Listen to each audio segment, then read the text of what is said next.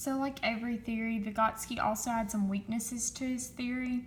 So we're going to go through some of those. Like I said, these are all kind of opinion-based, what we believed ourselves. So we're going to actually take things from the journal articles and textbooks to back them. So the first I want to talk about is incorrect scaffolding. It's really hard when you have students from all different levels. You usually have 20 to 24 students in a classroom, some high-level students, low-level, and then you have middle-level also. It's hard to, as a class, be able to tailor every lesson to every student's needs. So, for example, say you want them to complete a worksheet of some kind.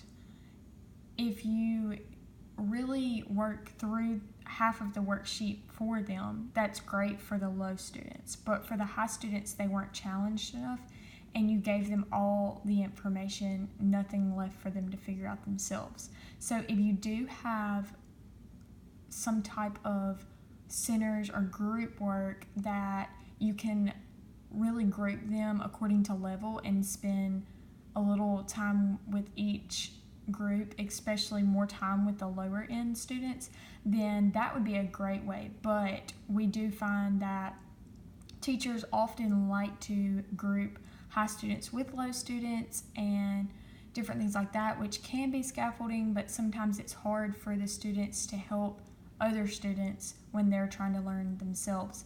So as a whole group, teachers really don't have the time to be able to scaffold correctly. Also, I've seen this in my math classes. We use manipulatives a lot, and at first we were really confused as to why, because it is to help the students understand each part of the math that we're trying to teach.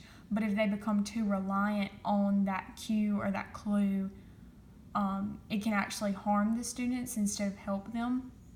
So say they might be using the manipulatives to see the problem, but once they get on to test or they get outside the classroom and they're trying to solve a problem and they don't have those manipulatives, if they're not able to, that is incorrect help. That does not help them, it harms them. So the next thing would be application. Vygotsky actually did not give us in great detail how to apply his theory into the classroom.